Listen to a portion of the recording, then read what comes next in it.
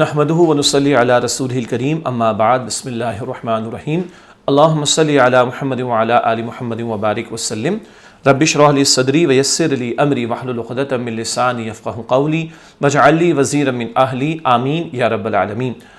عزیز طلباء طالبات، محترم حضرات خواتین، السلام علیکم ورحمۃ اللہ وبرکاتہ۔ مطالعہ قرآن حکیم برائے طلباء و طالبات کا حصہ دوم پارٹ 2 اور آن لائن کورس کا سلسلہ ہے جاری، اور حضرت موسیٰ علیہ السلام کا تفصیلی قصہ ہم پڑھ رہے ہیں۔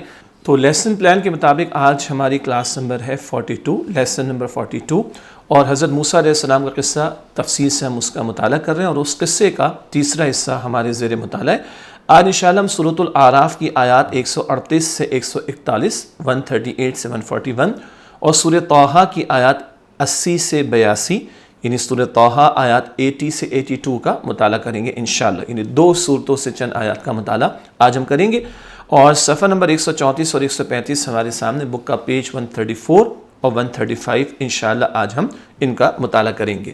تو چلتے ہیں آج کے لیسن کو آگے بڑھاتے ہوئے، اور سب سے پہلے آپ کے علم ہے کہ ہم مقاصد مطالعہ آپ کے سامنے پیش کرتے ہیں، یعنی لرننگ آؤٹ کم۔ کن باتوں کو ہم سمجھیں گے، آئیے ان کا پہلے جائزہ لیں۔ نمبر 1، اللہ سبحانہ وتعالیٰ نے بنی اسرائیل کو سمندر کے پار کہاں پہنچایا۔ واقعہ تسلسل سے ہمارے سامنے آ رہا ہے۔ اب جب وہ بچا لیے گئے بنی اسرائیل تو اللہ نے کہاں پہنچایا، اس پر بات ہوگی۔ نمبر 2، بنی اسرائیل نے موسیٰ علیہ السلام سے کیا مطالبہ کیا اور آپ علیہ السلام نے اس کا کیا جواب دیا۔ نجات تو مل گئی فرعون سے، اب بنی اسرائیل مطالبات کر رہے ہیں، کیا مطالبہ اور کیا جواب، یہ تفصیل بعد میں۔ نمبر 3، بنی اسرائیل پر اللہ تعالیٰ نے کیا احسانات فرمائے۔ اور نمبر 4، اللہ سبحانہ وتعالیٰ کی بخشش کا وعدہ کن لوگوں کے لیے ہے۔ ہم سب اللہ کی بخشش کے محتاج ہیں، تو معلوم کرنا ضروری ہے کہ اللہ تعالیٰ کا بخشش کا وعدہ کن لوگوں کے لیے ہے۔ یہ بات بھی انشاءاللہ آج کی اس نشست میں، آج کے اس مطالعے میں ہمارے سامنے آئیں گی۔ تو چلتے ہیں اب آیات کے مفہوم کو سمجھنے اور تلاوت کے اہتمام کی طرف۔ تلاوت اور ترجمہ سورۃ الاعراف، سورت کا نمبر ہے 7، آیات 138 سے 139۔ اعوذ باللہ من الشیطان الرجیم، بسم اللہ الرحمن الرحیم۔ وجاوزنا ببنی اسرائیل البحر، اور ہم نے بنی اسرائیل کو سمندر کے پار کرایا۔ فَأَتَوْا عَلَىٰ قَوْمٍ، تو وہ ایسی قوم کے پاس پہنچے، يَعْكُفُونَ عَلَىٰ أَصْنَامٍ لَهُمْ، جو اپنے بتوں کی پوجا میں لگے ہوئے تھے۔ قَالُوا، انہوں نے کہا، یا موسیٰ اجعل لنا الہا، اے موسیٰ آپ ہمارے لیے بھی ایک معبود بنا دیں، کما لہم آلہہ، جیسے ان لوگوں کے لیے معبود ہیں۔ قال انکم قوم تجہلون، موسیٰ علیہ السلام نے فرمایا بے شک تم بڑے ہی جاہل لوگ ہو۔ ان ہؤلاء متبر ما ہم فیہ، بے شک یہ لوگ جس چیز کی پوجا میں مشغول ہیں وہ برباد ہونے والا ہے۔ وباطل، اور باطل ہے، ما کانوا یعملون، جو کچھ وہ کر رہے ہیں۔ سورہ اعراف کی اگلی آیات 140 سے 141۔ قال، موسیٰ علیہ السلام نے فرمایا، اغیر اللہ ابغیکم الہا، کیا میں اللہ کے سوا تمہارے لیے کوئی اور معبود تلاش کروں؟ وہو فضلکم علی العالمین، حالانکہ اسی نے تمہیں اس زمانے کے تمام جہانوں پر فضیلت بخشی ہے۔ وَإِذْ أَنْجَيْنَاكُمْ مِنْ آلِ فِرْعَوْنَ، اور یاد کرو جب ہم نے تمہیں آل فرعون سے نجات عطا فرمائی۔ یسومونکم سوء العذاب، وہ تمہیں بدترین عذاب دیتے تھے۔ یقتلون ابناءکم، تمہارے بیٹوں کو قتل کرتے تھے۔ ویستحیون نساءکم، اور تمہاری بیٹیوں کو زندہ رہنے دیتے تھے۔ وفی ذالکم بلاء من ربکم عظیم، اور اس میں تمہارے رب کی طرف سے بہت بڑی آزمائش تھی۔ اگلی آیات سورہ طٰہٰ کی ہیں۔ سورہ طٰہٰ آیات 80 تا 82، 80 سے 82۔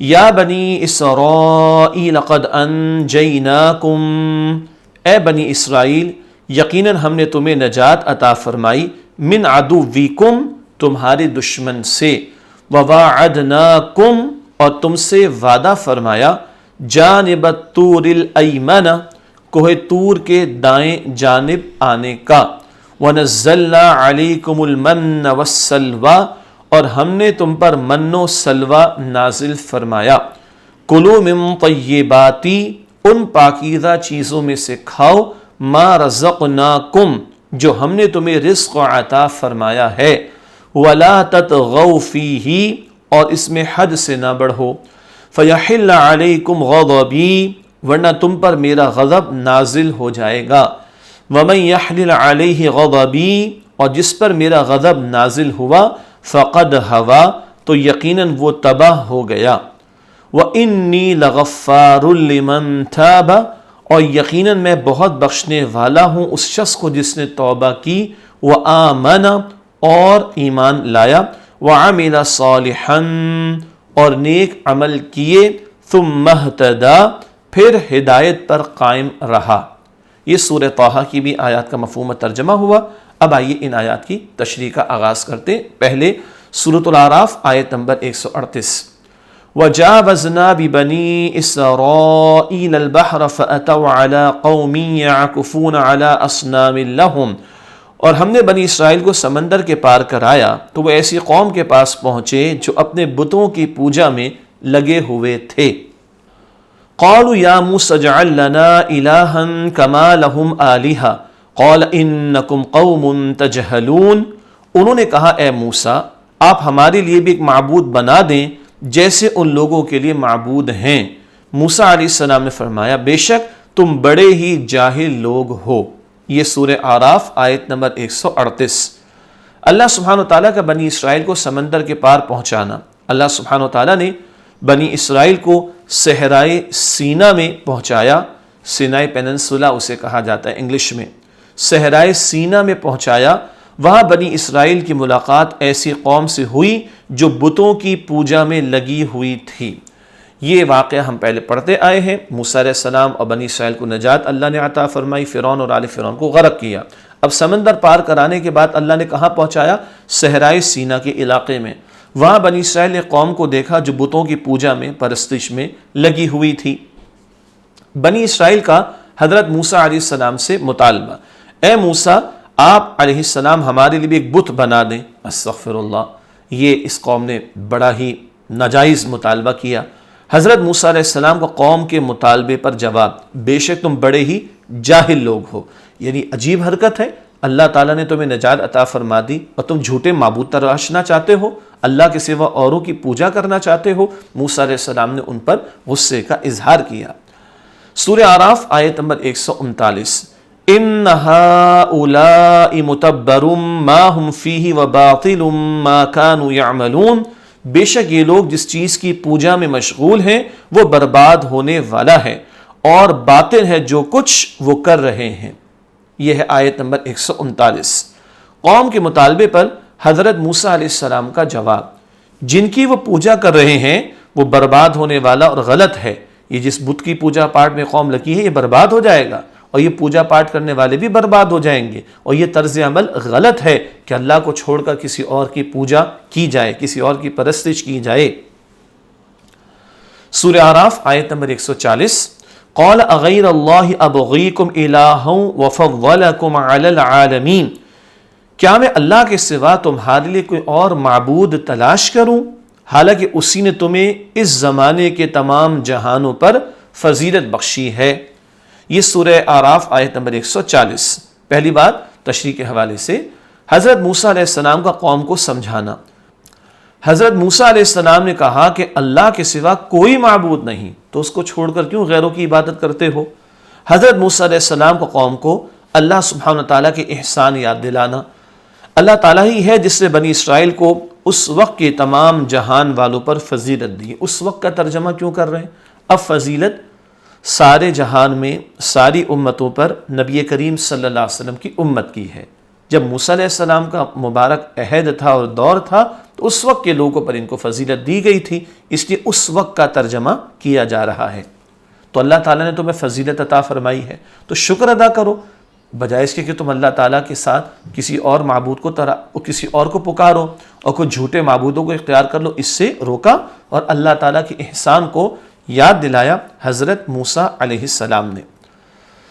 سورہ اعراف کی اگلی آیت ہے آیت نمبر 141 141 وَإِذْ أَنْجَيْنَاكُمْ مِنْ آلِ فِرْعَوْنَ يَسُومُونَكُمْ سُوءَ الْعَذَابِ يُقَتِّلُونَ أَبْنَاءَكُمْ، اور یاد کرو جب ہم نے تمہیں آل فرعون سے نجات عطا فرمائی، وہ تمہیں بدترین عذاب دیتے تھے، تمہارے بیٹوں کو قتل کرتے تھے، وَيَسْتَحْيُونَ نِسَاءَكُمْ وَفِي ذَلِكُمْ بَلَاءٌ مِّن رَبِّكُمْ عَظِيمٌ، اور تمہاری بیٹیوں کو زندہ رہنے دیتے تھے، اور اس میں تمہارے رب کی طرف سے بہت بڑی آزمائش تھی۔ یہ سورہ اعراف آیت 141۔ اللہ سبحانہ و تعالیٰ کا بنی اسرائیل کو اپنا احسان یاد دلانا، اللہ تعالیٰ اب احسان یاد دلا رہا ہے۔ اللہ سبحانہ و تعالیٰ نے بنی اسرائیل کو ان کی دشمنوں یعنی آل فرعون سے نجات دلائی۔ آل فرعون کے بنی اسرائیل پر ظلم، یہ بات ہم پہلے پڑھ چکے ہیں، ان کے بیٹوں کو ذبح کرتے اور بیٹیوں کو زندہ رہنے دیتے۔ یہ موسیٰ علیہ السلام کی ولادت کے موقع پر بھی فرعون نے اعلان کیا تھا، اور اب جب فرعون نے اقدام کرنا چاہا بنی اسرائیل کے خلاف، تب بھی ایسی بات کی کہ ان کے بیٹوں کو ذبح کر دیں گے اور ان کی بیٹیوں کو اور عورتوں کو زندہ رہنے دیں گے۔ تو اللہ فرما رہا ہے ایسے ظلم سے اللہ نے تمہیں نجات عطا فرمائی، تو اللہ کا احسان مانو، اس کا شکر ادا کرو، نہ کہ یہ کہ اللہ کے ساتھ کسی اور کو پکارو اور اللہ کی عبادت میں کسی کو شریک کرو، جھوٹے معبودوں کو تراشنے کی کوشش کرو۔ یہ اللہ تعالیٰ ان کو احسان یاد دلا کر سمجھا رہا ہے۔ آل فرعون کے ظلم کی بنی اسرائیل کے لیے حیثیت، یہ بنی اسرائیل کی اللہ سبحانہ وتعالیٰ کی طرف سے ایک بہت بڑی آزمائش تھی۔ اللہ تعالیٰ نے امتحان لیا کہ یہ حق پر ڈٹے رہتے ہیں کہ نہیں۔ تو فرعون کی صورت میں یہ جو جبر کا معاملہ تھا، یہ ایک آزمائش تھی، ایک ٹرائل تھا اللہ تعالیٰ کی طرف سے۔ زندگی تو ہے ہی امتحان کے لیے۔ یاد رکھیے زندگی میں اونچ نیچ تو ہوتی ہے، نشیب و فراز تو آتے ہیں، یہ سب کیا ہے؟ امتحان۔ اللہ تعالیٰ نے قرآن میں فرمایا ہے سورۃ الملک کی آیت نمبر 2 میں، 29 پارے کی پہلی سورت، سورۃ الملک کی آیت نمبر 2 ہے الذی خلق الموت والحیات لیبلوکم ایکم احسن عملا۔ اللہ تعالیٰ نے موت اور حیات کا سلسلہ اس لیے قائم فرمایا کہ اللہ تمہارا امتحان لے کہ تم میں سے عمل کے اعتبار سے بہترین کون ہے۔ تو زندگی ایک امتحان، اور بنی اسرائیل کے لیے اللہ تعالیٰ کی طرف سے یہ ایک بہت بڑا امتحان اور ایک بہت بڑی آزمائش تھی کہ صبر کر کے اللہ کی رضا کے لیے استقامت کا مظاہرہ کرتے ہیں یا نہیں۔ اس کے بعد سورہ طٰہٰ کی آیات ہے۔ سورہ طٰہٰ آیت نمبر 80 یا بنی اسرائیل قد انجیناکم من عدوکم وواعدناکم جانب الطور الایمن ونزلنا علیکم المن والسلوى۔ اے بنی اسرائیل، یقیناً ہم نے تمہیں نجات عطا فرمائی تمہارے دشمن سے، اور تم سے وعدہ فرمایا کوہ طور کی دائیں جانب آنے کا، اور ہم نے تم پر من و سلوہ نازل فرمایا۔ یہ بنی اسرائیل پر اللہ تعالیٰ کے احسانات کا ذکر ہو رہا ہے۔ یہ بات ہم پہلے بھی پڑھ چکے ہیں۔ نمبر 1، انہیں دشمن سے نجات دی، فرعون اور آل فرعون سے۔ نمبر 2، طور پہاڑ کی دائیں جانب تورات عطا کرنے کے لیے بلایا، موسیٰ علیہ السلام کو بلایا۔ نجات مل چکی، اب کتاب کی ہدایت آئے گی، اللہ کے احکامات آئیں گے اور شریعت پر عمل کرنا ہوگا، تو اللہ تورات عطا فرما رہا ہے۔ نمبر 3، من و سلوہ عطا فرمایا، اور بغیر محنت کے وہ شبنم کے قطروں کی طرح سے دانے ان کو مل رہے تھے، اور بٹیر جیسے پرندوں کا گوشت مل رہا تھا، اور ان کے لیے ضرورت کا سامان مکمل ہو رہا تھا، یعنی جو ان کی غذا کی ضرورت تھی اللہ پورا فرما رہا تھا۔ من و سلوہ کا ذکر پہلے بھی آیا ہے۔ یہ اللہ تعالیٰ کے احسانات جو بنی اسرائیل پر ہوئے ان کا ذکر ہے۔ من، بلکہ اب اس کی تھوڑی اور وضاحت آ رہی ہے، شبنم کی طرح کے قطرے جو سوکھ کر سفید قدرتی شکر بن جاتے تھے۔ شوگر تھوڑی دیر کے لیے کہہ لیں، چینی جسے ہم کہتے ہیں، تو شبنم کے قطرے جو ہوتے اس طرح وہ برستے اور سوکھ کر سفید قدرتی شکر بن جاتے، جس سے ان کی غذا کی ضرورت پوری ہوتی۔ سلوہ بٹیر نما، یعنی جیسے بٹیر نما پرندے جن کی غول کے غول یعنی بہت ساری تعداد میں صحرا میں اترتے، اور بنی اسرائیل انہیں پکڑ کر بھون کر کھاتے۔ سبحان اللہ، کہیں سے پرچیز نہیں کرنے پڑتے تھے، خریدنے نہیں پڑتے تھے، اللہ تعالیٰ عطا فرما رہا تھا۔ تو یہ ان کی وہ پروٹین کی ضرورت ہو، دیگر حاجات ہوں، وہ غذا کی حاجات اللہ تعالیٰ من اور سلوہ سے پوری فرماتا رہا۔ سورہ طٰہٰ کی اگلی آیت ہے آیت نمبر 81 کلوا من طیبات ما رزقناکم ولا تطغوا فیہ فیحل علیکم غضبی ومن یحلل علیہ غضبی فقد ہوا۔ ان پاکیزہ چیزوں میں سے کھاؤ جو ہم نے تمہیں رزق عطا فرمایا ہے، اور اس میں حد سے نہ بڑھو، ورنہ تم پر میرا غضب نازل ہو جائے گا، اور جس پر میرا غضب نازل ہوا تو یقیناً وہ تباہ ہو گیا۔ یہ سورہ طٰہٰ کی آیت نمبر 81۔ اللہ سبحانہ وتعالیٰ کا بنی اسرائیل کو حکم، ان پاکیزہ چیزوں میں سے کھاؤ جو ہم نے تمہیں بطور رزق دی ہیں۔ پہلی بات، پاکیزہ چیزوں میں سے کھاؤ۔ حرام چیزیں اور ناجائز اشیاء، ان کے استعمال سے اللہ کی شریعت منع کرتی ہے۔ ہمارا دین حلال اور حرام کی تمیز رکھنے اور اس کا تمیز کا لحاظ رکھنے کا حکم دیتا ہے، اور رزق اللہ نے دیا ہے، ہم نے نہیں کمایا، اللہ کی عطا ہے۔ تو ان پاکیزہ چیزوں میں سے کھاؤ جو ہم نے تمہیں بطور رزق عطا کی ہیں۔ پہلی بات، ہمیں بھی حرام چیزوں سے بچنا چاہیے، حرام کمائی سے بھی بچنا چاہیے، حرام چیزوں کے استعمال سے بھی بچنا چاہیے۔ نمبر 2، جو کچھ ہمیں اللہ نے عطا فرمایا اس کو اللہ کا فضل مانے اور اللہ کا شکر ادا کریں۔ دوسرا، حد سے نہ بڑھو۔ حد سے نہ بڑھنا، اس سے کیا مراد ہے؟ اس سے مراد ہے کہ اللہ تعالیٰ کی حدود کو توڑ دینا۔ اللہ تعالیٰ نے جن باتوں کو حرام کیا قرار دیا ان کو استعمال کرنا، اللہ تعالیٰ نے جو باؤنڈری سیٹ کر دی، جو حدود متعین کر دی، اس کو کراس کرنا، یہ حد سے بڑھنا، اس سے منع کیا گیا۔ اللہ سبحانہ و تعالیٰ کی بنی اسرائیل کو حد سے بڑھنے پر تنبیہ کا مطلب وارننگ، حد سے نہ بڑھو ورنہ تم پر میرا غضب نازل ہو جائے گا۔ اگر تم نے حدود کراس کی، نافرمانی اختیار کی اور حرام سے استفادہ کیا، حرام کی طرف تم گئے تو تم پر میرا غضب نازل ہو جائے گا۔ یہ ڈراوا اللہ نے ان کو دیا ہے۔ اللہ سبحانہ و تعالیٰ کا غضب نازل ہونے والوں کا انجام، جن پر اللہ کا غضب نازل ان کا انجام کیا ہوگا؟ وہ یقیناً دنیا و آخرت میں برباد ہو جاتا ہے۔ دنیا بھی برباد، آخرت بھی برباد، وہ جس پر اللہ کا غضب نازل ہو۔ اور غضب کس کے لیے ہے؟ جو نافرمانی کرے اور حرام کی طرف جائے۔ اللہ تعالیٰ میری آپ کی ہم سب کی اس سے حفاظت فرمائے۔ اگلی اور آخری آیت ہے سورہ طٰہٰ کی آیت نمبر 82۔ وَإِنِّي لَغَفَّارُ لِمَنْ تَابَ وَآمَنَ وَعَمِلَ صَالِحًا ثُمَّ اهْتَدَىٰ، اور یقیناً میں بہت بخشنے والا ہوں اس شخص کو جس نے توبہ کی اور ایمان لایا اور نیک عمل کیے پھر ہدایت پر قائم رہا۔ 4 باتیں آئی ہیں۔ اللہ تعالیٰ کی طرف سے بخشش کا وعدہ کس کے لیے؟ اللہ سبحانہ و تعالیٰ کی طرف سے بخشش کا وعدہ ان لوگوں کے لیے جو توبہ کریں، ایمان لائیں، نیک عمل کریں اور پھر ہدایت پر قائم رہیں۔ سچی توبہ، سچا ایمان جو دل میں وہ بھی برقرار رہے، وہ بھی حاصل ہو، اور نیکی میں آگے بڑھیں اور اس پر استقامت کا مظاہرہ کریں۔ جو یہ ٹھان لے اور صحیح رخ پر آ جائے، اللہ تعالیٰ اس کو بہت بخش دینے والا ہے۔ توبہ کا مفہوم کیا ہے؟ توبہ کا مفہوم ہے پلٹنا، لوٹ آنا، نافرمانی کا راستہ چھوڑ کر فرما برداری اختیار کر لینا۔ جو گناہوں پر سچی پکی توبہ کرے، پلٹ آئے، گناہ چھوڑ کر فرما برداری پر آ جائے، نافرمانی چھوڑ کر اللہ سبحانہ و تعالیٰ کی اطاعت کی طرف آ جائے، اس کے لیے پھر اللہ کی طرف سے معافی کا اعلان ہے۔ لیجئے جی، آج کی کلاس تھوڑی مختصر ہو گئی، آیات مختصر تھی، تشریح بھی مختصر تھی، اس سے آج کلاس مختصر ہو گئی، کبھی طویل کبھی تھوڑی مختصر۔ ایوریج آؤٹ کریں گے تو 30 منٹس کی ایک کلاس انشاءاللہ بنے گی۔ اسی پہ اکتفا کرتے ہیں۔ اللہ تعالیٰ میری آپ کی ہم سب کی مغفرت فرمائے۔ انشاءاللہ اگلی کلاس میں پھر آپ سے ملاقات ہوتی ہے۔ وآخر دعوانا ان الحمد للہ رب العالمین، والسلام علیکم ورحمۃ اللہ وبرکاتہ۔